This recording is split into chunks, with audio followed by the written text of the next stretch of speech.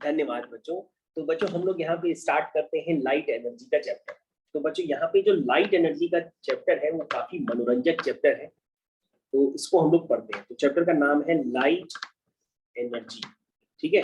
और ये है आपका चैप्टर 5 और SIPS। तो बच्चों ये सारे स्कूल्स में कॉमन चैप्टर है और इसमें जो लॉज होते हैं वो लॉज आपको बहुत ध्यान से समझने होते हैं। अगर वो लॉज आप समझ जाते हैं तो काफी सारे क्वेश्चंस आप जल्दी जल्दी कर लेते हैं। जैसे क्या होता है, लाइट एनर्जी जब चैप्टर स्टार्ट होता है उसमें सबसे पहले हम लोग को पढ़ाया जाता है रिफ्लेक्शन ऑफ लाइट और रिफ्रैक्शन ऑफ लाइट। तो यहाँ पे हम लोग को रिफ्रैक्शन और रिफ्लेक्शन ये दो प्रोसेस समझने होते हैं। क्या समझने होते हैं? लाइट में दो मेन प्रोसेस होते हैं। एक प्रोसेस होता है रिफ्लेक्शन। क्या होता है? रिफ्लेक्शन। और लाइट में दूसरा प्रोसेस होता है, उसको हम लोग कहते हैं रिफ्रैक्शन। क्या कहते हैं? रिफ्रैक्शन। तो बच्चों लाइट में रिफ्लेक्शन और रिफ्रैक्शन ये दोनों प्रोसेस किस तरह से चलते हैं पहले आपको ये समझना पड़ेगा। तो पहले हम लोग बच्चों क्या करते हैं, रिफ्लेक्शन को समझते हैं। किसको समझते हैं? रिफ्लेक्शन को। और फिर समझते हैं रिफ्रैक्शन को। तो बच्चों लाइट में एक प्रॉपर्टी होती है रिफ्लेक्शन की। रिफ्लेक्शन कहां पर होता है बच्चों? रिफ्लेक्शन बेसिकली किसमें होता है? मिरर्स में होता है। किसमें होता है? मिरर्स में होता है। मिरर बच्चों आपने देखे हैं कभी? कहोगे हाँ सर मिरर देखे, हमारे घर में मिरर है जिसमें हम डेली अपना चेहरा देख के स्कूल जाते हैं। तो बच्चों क्या होती है, लाइट की प्रॉपर्टी होती है, लाइट अगर मिरर पे फॉल करती है, देखो फॉल कर रही है, ये देखो, इसको कहते हैं लाइट हमारे मिरर पे फॉल कर। मिरर बच्चों दिखाई दे रहा है ना, ये रेड कलर का है जिसकी मैंने नीचे से पॉलिश कर दी। ये मिरर को दिखाने का तरीका होता है। मिरर भी बच्चों तीन तरह के होते हैं। जो अभी हमने मिरर आपको बना के दिया है इसका नाम होता है प्लेन मिरर। कैसा नाम होता है? Plane mirror. कैसा नाम होता है? Plane mirror. मतलब सीधा सीधा शीशा, ये जो हम लोग के घरों में होता है, प्लेन मिरर। अच्छा, और ये जो लाइट अभी हमने इस मिरर पे इंसिडेंट करवाई है तो उसको हम लोग कहते हैं इंसिडेंट रे। क्या कहते हैं? Incident ray. ठीक है। तो बच्चों क्या होता है बेसिकली, जब लाइट इंसिडेंट होती है किसी भी मिरर पे तो मिरर पे लाइट इंसिडेंट होते ही रिफ्लेक्ट भी हो जाती है। इसी को हम लोग कहते हैं लाइट का रिफ्लेक्शन। और लाइट के रिफ्लेक्शन की प्रॉपर्टी होती है कि लाइट रे जिस एंगल पे आती है, लाइट रे जिस एंगल पे आती है उसी एंगल पे वापस वो रिफ्लेक्ट हो जाती है। बात समझिएगा ध्यान से। तो बच्चों इंसिडेंट रे आपको नजर आ रही है, तो ये वाली रे कौन सी है? Reflected ray. कैसी रे है? Reflected ray. ये बच्चों एंगल ऑफ इंसिडेंस है I और ये है एंगल ऑफ रिफ्लेक्शन R। अब तुम्हारे मन में आ रहा होगा कि सर ये जो आपने अलग से, देखिए सर आपने जो अलग से ये जो लाइन बनाई थी, आपने ये लाइन क्यों बनाई? तो हमने बेटा आपको जवाब दिया कि पूरी लाइट एनर्जी के चैप्टर में आपको कोई भी एंगल मेजर करना हो, चाहे वो एंगल ऑफ इंसिडेंस हो, चाहे वो एंगल ऑफ रिफ्लेक्शन हो, चाहे वो एंगल ऑफ रिफ्रैक्शन हो, सारे एंगल्स को मेजर करने के लिए हमें मिरर का क्या बनाना पड़ता है? नॉर्मल। क्या बनाना पड़ता है? Normal. This is called normal of the mirror. तो बच्चों यहाँ पे आपको नॉर्मल नजर आ रहा है कि नहीं आ रहा है? देखिए अब मैं आपको नॉर्मल यहाँ पे भी दिखाता हूँ। ये देखो, ये है बच्चों इस मिरर का नॉर्मल। नॉर्मल का मतलब क्या होता है? मिरर का परपेंडिकुलर। तो बच्चों इसको हम लोग क्या कहते हैं? मिरर का नॉर्मल। और आपको याद रखना होगा जितने भी आपको एंगल ऑफ आपको जितने भी एंगल मेजर करने हैं, वो एंगल मेजर करने के लिए किसका सहारा लेना पड़ेगा? नॉर्मल का सहारा लेना पड़ेगा। मतलब आप अपने मन से ये नहीं कहेंगे कि ये एंगल ऑफ इंसिडेंस है, ये एंगल ऑफ रिफ्लेक्शन है, गलत हो जाएगा। एंगल ऑफ इंसिडेंस को आपको देखना है तो नॉर्मल के सहारे देखेंगे, एंगल ऑफ रिफ्लेक्शन को आपको देखना है तो वो भी नॉर्मल के सहारे देखते हैं। ये मेन पॉइंट है, आपको याद रखना पड़ेगा। तो बच्चों मैंने आपको क्या बताया? सबसे पहले बताया कि मैंने लाइट में एक प्रॉपर्टी होती है, उस प्रॉपर्टी का नाम क्या होता है? रिफ्लेक्शन। और रिफ्लेक्शन बेटा कहां देखने को मिलता है? मिरर्स। तो मैंने अभी आपके सामने कौन सा मिरर बनाया? Plane mirror. और भी मिरर होते हैं जिसको मैं आपको दिखाऊंगा, लेकिन नाम बता देता हूं। एक मिरर होता है जिसका नाम होता है कॉन्वेक्स मिरर, एक मिरर होता है जिसका नाम होता है कॉनकेव मिरर। तो बच्चों मिरर भी कई तरह के होते हैं, लेंसेज भी कई तरह के। आप अपनी आंखों को देखिए, आपने अपनी आंखों में क्या लगाए हैं? लेंसेस, और इस लेंस का भी नाम क्या है? Concave lens. आप सभी की आंखों में कौन से लेंस लगे हैं? Concave lens. उसी तरह से बच्चों मिरर भी होता है, बस मिरर में क्या होता है, पीछे की तरफ पॉलिश कर दी जाती है ताकि सामने चेहरा दिखाई दे, ठीक है। लेकिन लेंसेस में पॉलिश नहीं की जाती है, क्योंकि लेंसेस में अगर पॉलिश कर देंगे तो हमें दूसरी तरफ का दिखाई नहीं देगा, है ना, इसलिए लेंसेस में पॉलिश नहीं की जाती है। तो बच्चों अभी मैंने आपको क्या बताया? लाइट की प्रॉपर्टी, पहली प्रॉपर्टी का क्या नाम है? रिफ्लेक्शन। और बच्चों मैं इस बात को आपको फिर से इंडिकेट करता हूं, जरा ध्यान दीजिएगा, सब बच्चे इधर ध्यान दें, क्योंकि उस डायग्राम में मैंने ज्यादा लिख दिया, इसलिए मैंने एक अलग से डायग्राम आपको बना के दिया है। इसका नाम होता है एंगल ऑफ इंसिडेंस और इसका नाम होता है एंगल ऑफ रिफ्लेक्शन। तो बच्चों समझ में आ रहा है? दिस आई, ये जो आई रिप्रेजेंटेशन है किसका है? एंगल ऑफ इंसिडेंस का। किसका है? इंसिडेंस का। और आर बच्चों किसका है? एंगल ऑफ रिफ्लेक्शन का। समझ में आया बच्चों? ये होता है। तो ये बच्चों इंसिडेंट रे आई और रिफ्लेक्ट होकर के वापस चलते, इसी को हम लोग कहते हैं लाइट का रिफ्लेक्शन। क्या है? रिफ्लेक्शन। मेरे हिसाब से आपको बहुत अच्छे से समझ में आ गया होगा कि रिफ्लेक्शन का मतलब लाइट में क्या होता है। क्या सभी को समझ में आ गया रिफ्लेक्शन का मतलब क्या होता है? अब बच्चों आपके कोर्स में रिफ्लेक्शन के लॉस भी होते हैं, मैं आपको लॉस बता देता हूं, बाकी आप उसमें आराम से पढ़ते रहिएगा। पहला लॉ क्या होता है?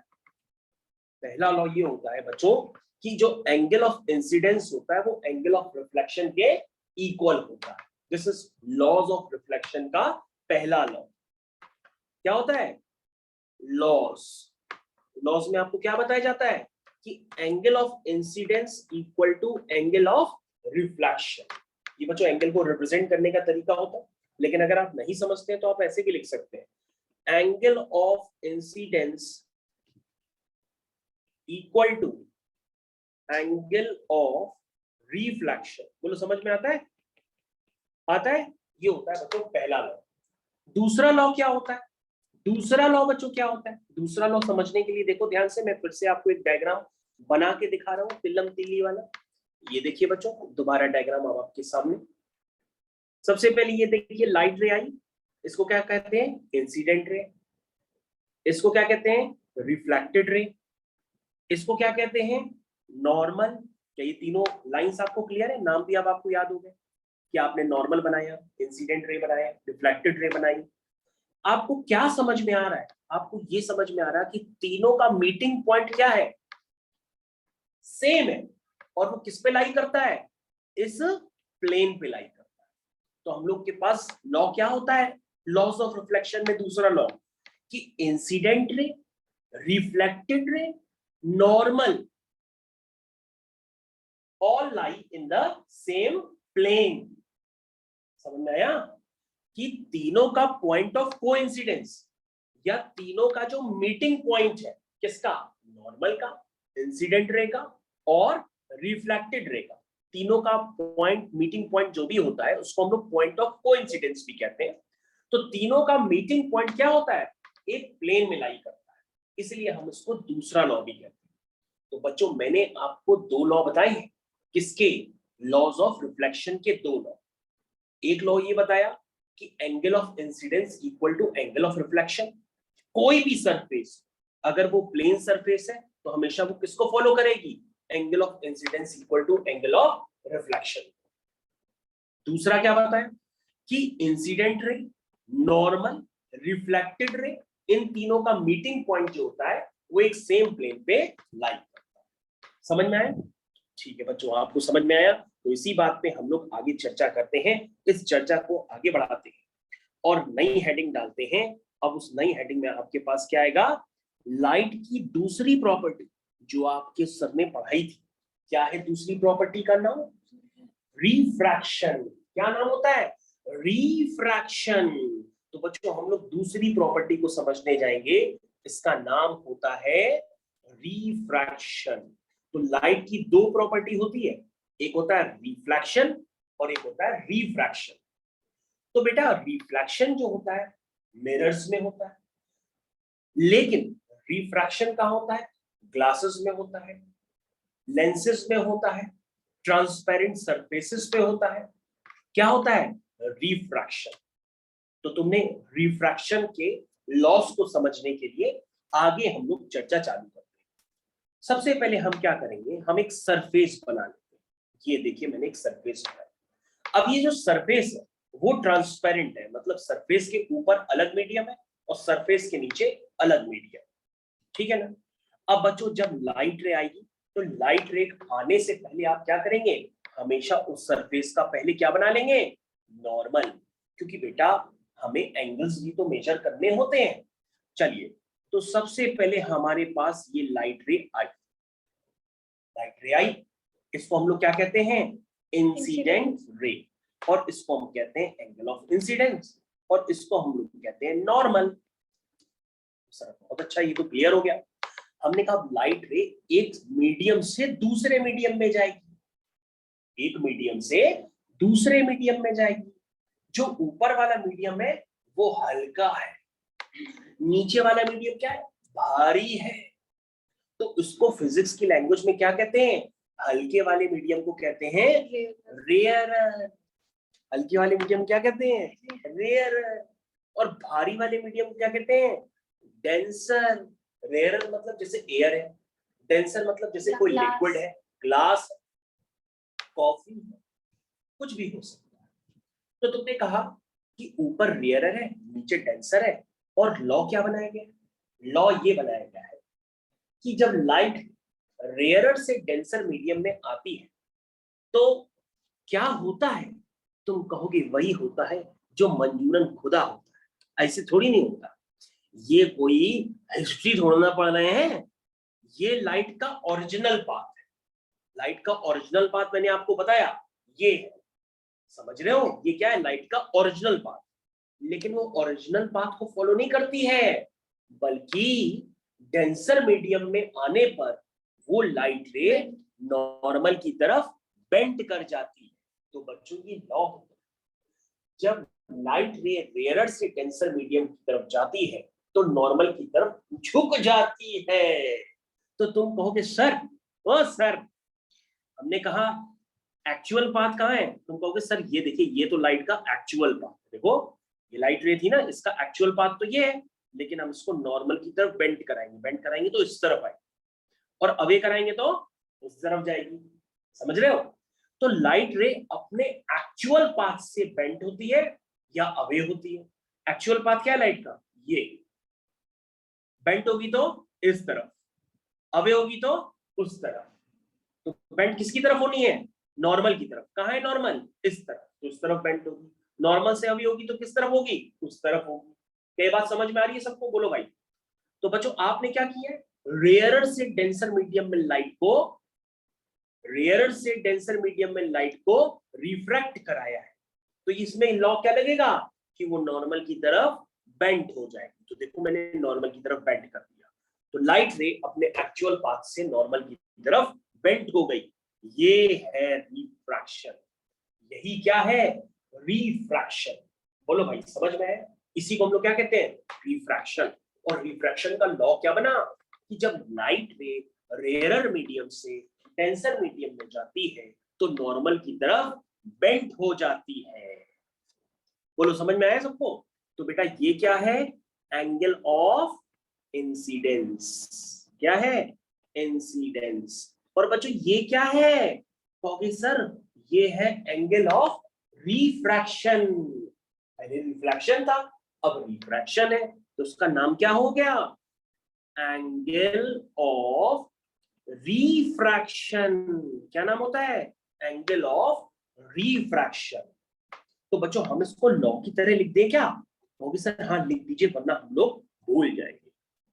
तो हम लोग क्या लिखेंगे, व्हेन लाइट रे moves from rarer to denser medium, it bends towards normal। समझ में आया, हिंदी में भी बताया और इंग्लिश में भी लिख दिया। तो बच्चों इसको हम लोग कहते हैं रिफ्रैक्शन। लेकिन हमारी प्यारी बच्ची गुनगुन ने पूछा कि सर यही लाइट रे अगर डेंसर से रेयरर मीडियम में जाती है तो क्या होता है? तो हमने कहा बेटा वो नॉर्मल से अवे हो जाती है। ठीक है, तो हमारी प्यारी बच्ची विधि ने कहा कि सर इसका डायग्राम कैसे बनेगा? तो हमने कहा सबसे पहले एक ट्रांसपेरेंट सरफेस बनाओ, उसका एक नॉर्मल बनाओ और उसके बाद लाइट रे को इंसिडेंट कराओ। ये है लाइट रे इंसिडेंट होते हो गई ना? अब तुमने क्या कहा कि सर लाइट रे इंसिडेंट होती है तो उसे क्या कहते हैं? एंगल ऑफ इंसिडेंस, और ये होती है इंसिडेंट रे। तो सर लाइट का एक्चुअल पाथ क्या है? तुम कहो सर लाइट का एक्चुअल पाथ तो यही है। देखो सर लाइट का एक्चुअल पाथ क्या है? ये है, लेकिन लाइट अपने एक्चुअल पाथ से कहां जाने वाली है? अवे। तो बेटा ये उसका एक्चुअल पाथ है, एक्चुअल पाथ से उसको अब अवे करना है। किससे अवे? नॉर्मल से अवे। तो बेंट होती तो इस तरफ होती, अवे होगी तो इस तरफ होगी। क्यों? क्योंकि मीडियम कैसा है अब? तो सर मीडियम है ऊपर वाला डेंसर और नीचे वाला क्या है? रेयरर। तो बच्चों अब आपको ध्यान देना होगा कि यहाँ पे एंगल ऑफ रिफ्रैक्शन कहां पर है? ये बड़ा सा एंगल जो है इसी को हम लोग क्या कहते हैं? Angle of refraction. क्या कहते हैं? Angle of refraction. बोलो भाई सबको समझ में आया? और ये कौन सी रे है? रिफ्रैक्टेड रे। कौन सी रे है? रिफ्रैक्टेड रे। तो बच्चों इस बात को हम यहां पे लिख देते हैं, when light ray moves from denser to rarer, it moves away from the normal. It moves away from normal. समझ में आया? उसमें बेंड करती है, इसमें अवे हो जाती है। तो बच्चों आपने क्या देखा था पता है? इससे पहले आपने इससे पहले देखा था रिफ्लेक्शन का कंसेप्ट। अभी आपने किसका कॉन्सेप्ट देखा? रिफ्रैक्शन का कंसेप्ट। अब बच्चों आपके दिमाग में आएगा कि सर ये बताइए क्या रिफ्रैक्शन के भी लॉज होते हैं क्या? हमने कहा हाँ रिफ्रैक्शन के भी लॉज होते हैं। किसके लॉज होते हैं? रिफ्रैक्शन के भी लॉज होते हैं। तो सर पहला लॉ तो बिल्कुल सेम लग रहा है, सेम लग रहा है ना? पहले लॉ में बच्चों क्या लिखा जाता है? देखो मैं आपको पहला लॉ बता रहा हूं बच्चों, ध्यान से देखना एक मिनट।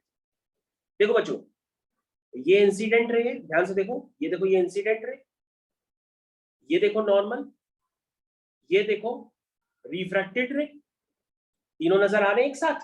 बोलो भाई इंसिडेंट रे, नॉर्मल, रिफ्रैक्टेड रे, क्या आपको तीनों एक साथ नजर आ रहे हैं? तो चलो पहला लॉ पढ़ते हैं, क्या लिखा रहता है?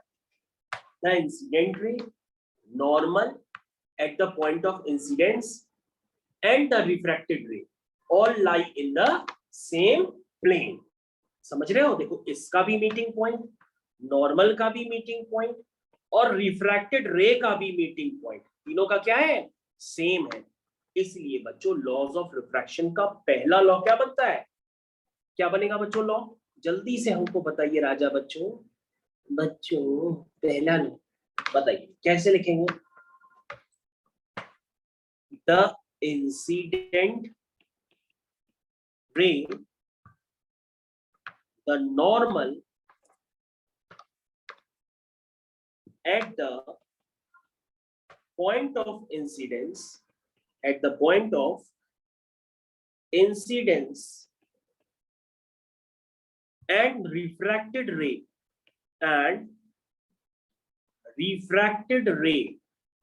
all lie in same plane. बच्चों उसको आप अपनी भाषा में भी लिख सकते हैं एग्जाम में, याद रखिएगा कि इंसिडेंट रे, रिफ्रैक्टेड रे, नॉर्मल, ये तीनों किस पे लाई करते हैं? सेम प्लेन में लाई करते हैं। इसके अलावा बच्चों दूसरा लॉ क्या होता है? दूसरे लॉ को हम लोग पता है क्या कहते हैं? Snell's law. क्या कहते हैं? Snell's law. ये देखो बच्चों दूसरा लॉ। स्नेल्स लॉ बच्चों को बहुत ही डिफिकल्ट लगता है लेकिन होता बहुत इजी है। मैं आपको एक बार स्नेल्स लॉ बताता हूं, देखिए कितना आसान है। स्नेल्स लॉ कितना आसान है वो 1 मिनट समझ लीजिए। सिलेबस में नहीं है, करवा दिया है। ओके, यहाँ पे बच्चों का कहना है कि सिलेबस में नहीं है, लेकिन मैं आपको स्नेल्स लॉ बता देता हूँ क्योंकि दूसरे स्कूल्स में पढ़ाया गया है। देखो स्नेल्स लॉ क्या होता है। स्नेल्स लॉ ये होता है बच्चों, अगर आप लिखना चाहे एग्जाम में, this is sin i upon sin r is equal to constant. तो सर साइन क्या होता है? बेटा साइन एक ट्रिग्नोमेट्री का वर्ड होता है। Sine theta, cos theta, tan theta, ये आपको ट्रिग्नोमेट्री में पढ़ाया जाता है। लेकिन कोई बात नहीं, आप सिर्फ स्नेल्स लॉ की जगह अगर एग्जाम में इतना याद रखेंगे sin i upon sin r is equal to constant, तो आपका टीचर आपको खुश होकर के आशीर्वाद देगा। क्या देगा? आशीर्वाद, कि आप स्नेल्स लॉ को जानते हैं। तो बच्चों अब आपके पास यहाँ पे बहुत ही एक चुस्की भरा एक्सपेरिमेंट आने वाला है, उसके लिए तैयार हो जाइए। तो बच्चों आप क्या करिएगा, अपने घर पे जाइएगा और घर में जाने के बाद एक पेंसिल को पानी में डालिएगा। जब आप पेंसिल को पानी में डालेंगे तो पेंसिल थोड़ी उभरी हुई नजर आएगी, मतलब ऐसे लगेगा कि पेंसिल थोड़ा सा ऊपर उठ गई है, लेकिन एक्चुअल में पेंसिल नीचे होगी।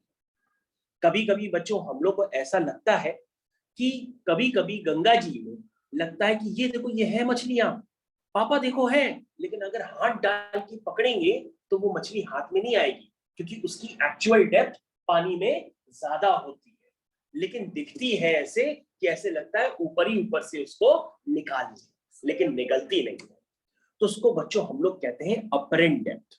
तो बच्चों आज मैं आपको दिखाने वाला हूं, जल्दी से सभी बच्चे एक कांच का गिलास ले आए दौड़ करके, और कांच का गिलास ला करके उसमें एक पेंसिल डाल दीजिए। जल्दी करिए बच्चों, जल्दी से करिए। ये सारे बच्चों ने कर लिया। तो बच्चों ध्यान से देखिए, यहाँ पर आपके पास क्या है? पानी। ये बच्चों मैंने पानी बनाया, और पानी बनाते ही आपके मन में कई सारे गाने भी आते हैं कि पानी पानी पानी। तो ये गाने भी कई बच्चों के मन में चलते हैं, खासकर बादशाह के गाने। चलिए, तो बच्चों अब हम लोग क्या करते हैं, यहाँ पर पानी का नाम लेते ही कई बच्चों ने पानी पी लिया है। अब ध्यान से देखो बच्चों, सबसे पहले आपकी हम पेंसिल दिखाते हैं कि पेंसिल कहाँ पर है। तो देखो बच्चों, ये पानी के अंदर पेंसिल रखी है ओरिजिनली, लेकिन इस पेंसिल की इमेज थोड़ी सी ऊपर बनेगी जब हम ऊपर से देखेंगे। देखो बच्चों ऐसा क्यों होता है, मैं आपको दिखाता हूं। याद रखो बच्चों, बच्चों इधर ध्यान दीजिएगा, बच्चों तो ध्यान दीजिएगा। ये जो पानी की सरफेस होती है ना, पानी की सरफेस दिख रही है बच्चों? देखो मैं दिखाता हूँ, ये पानी की जो सरफेस होती है, ये एक लेंस का काम करती है, एक शीशे का काम करती है, एक ट्रांसपेरेंट सरफेस का काम करती है पानी की सरफेस। तो बच्चों पेंसिल से दो रेस चलती है, एक तो रे चलती है थोड़ा सा बेंड होकर के, और एक रे चलती है नॉर्मल के अलाउ। बच्चों आपको ध्यान देना होगा, नॉर्मल के अलाउ कोई भी अगर रे जाती है तो उसमें कोई डेविएशन नहीं होता है, ये सबसे मेन पॉइंट है।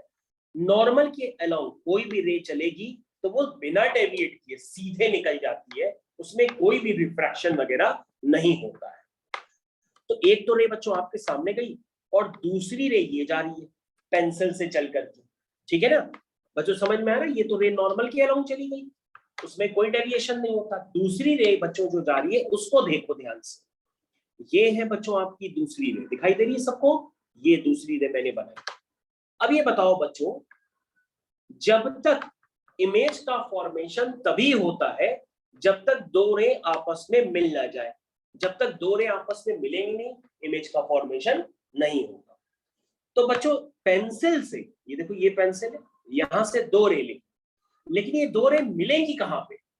तुम कहोगे सर ऐसे तो ये रे पीछे जाती जाएंगी तो कभी मिलेंगी ही नहीं, क्योंकि ये तो फैल रही हैं, इनकी टांगे क्या हो रही हैं? फैल रही हैं, और फैली हुई टांगे कभी आपस में नहीं मिल पाएंगी। इसलिए हम क्या करते हैं, इन दोनों रेस को, देखो क्या करते हैं, ध्यान से देखना, इन दोनों रेस को मीट कराने के लिए एक खास काम करते हैं। ये देखो बच्चों ध्यान से देखते रहना, ये वाली सरफेस है जिसपे ये रे गई है, अब देखो बच्चों, ये वाली रे, ध्यान से देखना बच्चों, ये वाली जो रे है, ये वाली रे और ये वाली जो रे है, ये रियलिटी में तो कभी मीट नहीं करेंगे आगे जाके, इसलिए हम इनको पीछे की तरफ क्या करते हैं, एक्सटेंड करते हैं। क्या करते हैं, एक्सटेंड। देखो कैसे एक्सटेंड होती है, मेरी बात समझना बच्चों। ये कौन सा मीडियम है बच्चों, सब ध्यान से देखना, ये मीडियम है डेंसर मीडियम।